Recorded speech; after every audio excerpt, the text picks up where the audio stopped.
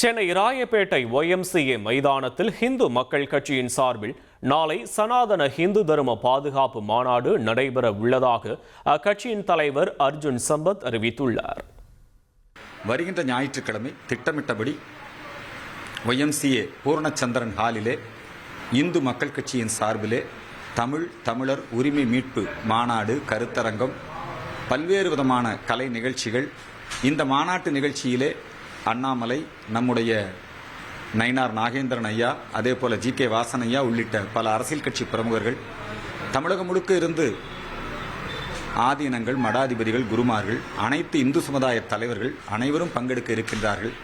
அனைவரும் வந்து இந்த நிகழ்ச்சியிலே பங்கெடுத்துக் கொண்டு சிறப்பிக்க வேண்டும். 1,27,00,000 மனங்களை வென்ற தந்தி டிவி யூடியூப் சேனல். தவிர்க்க முடியாத தம்ப்நெயில்ஸ், கலக்கலான கான்டென்ட்ஸ். நீங்களும் இந்த குடும்பத்தில் இணைய இப்பவே சப்ஸ்கிரைப் பண்ணுங்க.